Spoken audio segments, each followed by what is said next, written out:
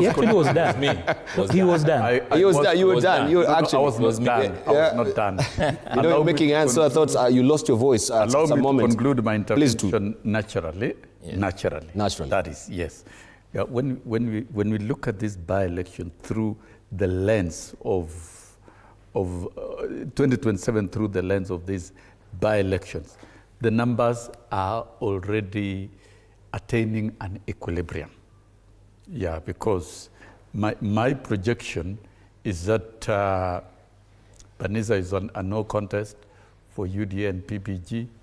Kasibul is Could we refrain? Could we refrain? No. I'll butt in at that particular point. Let us refrain in giving our projections here until late in the day, and we'll leave that to be the reserve of IBC. Yes. Okay. But on that particular note, can I just go to... But you've mentioned... I think it's Fwamba's moment. But you've mentioned, of course, you've said the battlegrounds. The battleground constituencies, of course, are Malava and Mbeere. That is where the opposition are trebling to have some grip, and a grip which is gradually slipping away. I'm saying so because the master plan of the broad-based government and the UDA is already extremely convincing. It's when Fwamba talks about dualing of Rironi Malaba Highway, it's a big happening in this country because the Western Kenya has never been exhaustively and extensively opened in terms of infrastructure, the way it's being done now. And that will be done, whether, of course, my brother here talks of... Allow me just to speak to pictures right now. If I may, Martin, please. There on the screen, you can see we have one of the contested there. That is that Kenya candidate. This is Seth Panyako, who you can see is pinky, or is it the index finger, which is being right now marked by the IBC official, indicative of the fact that he has cast his ballot and is being greeted by the party officials there.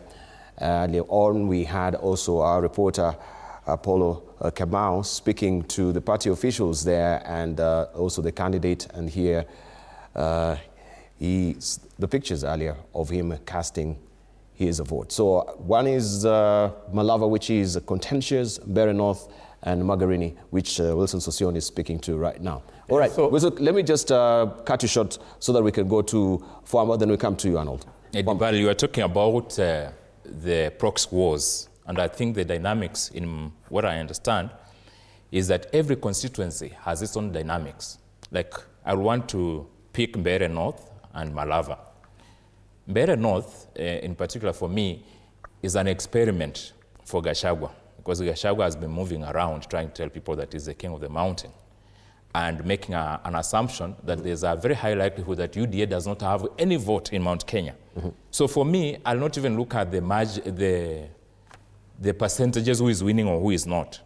It's about whether UDA still has numbers in Mount Kenya or not. That's an experiment. And if it goes to an extent of being close or UDA winning, then it means that the whole hypothesis that Mr. Gachagua has been advancing is absolute falsehood. It does not hold any water. In Western, if you look at Malava, Seth Panyako was a UDA candidate in 2022, and he got 20,000 votes against Maluri Njendi, who was independent, who got 22,000 votes. A difference. No, ANC is not was an independent candidate. In 20? Maluri Njendi was an independent candidate. ANC, he was ANC. He's in ANC. He was in ANC, yeah. Okay. So Maluri Njendi got 22,000 votes, and Panyako got 20,000 votes on UDA. In Western, all of us are leaders. In Western, unlike many other regions where people talk about kingpins, that's why you are seeing everybody in Western is trying to be a kingpin. Our votes are negotiated at an individual level. Even Maliba here is a party leader. He will also negotiate in his own right. So that's why people should understand that the dynamics in Western have nothing to do with the presidential race, other than the egos being tested for certain leaders in Western. People in Western Kenya generally love President William Ruto. And regardless of the outcome of this election in Malava, it will not necessarily be representative of how the votes will be shared come 2027 at the presidential level. It is just about people competing. Like we've seen, Dr. Khalwale has been very clear that he wants to be engaged by President William Ruto. He has never joined this bandwagon called one term. And people in Western are so conscious of what Gachagua used to say when he was in power. He kept on saying that the shares in Western are enough, people are not supposed to get anything. No wonder every time people talk about the 30%, they still remember that whatever is not accessed by the people of Western was based on the utterances by Rigathi Gachagua. So today, anyone associated with him cannot in any way influence the coming of the votes in 2027 on where the presidential vote is going to be cast. So I want us to make that clarity so that we do not mix the issues. For Western, the dynamics are very different.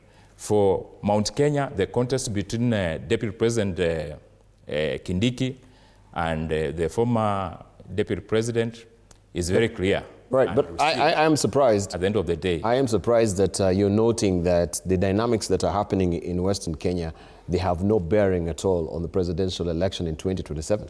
Unless you're a stranger in Jerusalem. The dynamics are very different. For us, we believe that the president, and he knows how to do these things well. Why would the president, before going to 2022 elections, used to engage voters at a very personal level. In fact, the problem in Western is that there are some people who took positions and became the apparent spokesman of Western, and therefore the president has not been able to engage the people directly.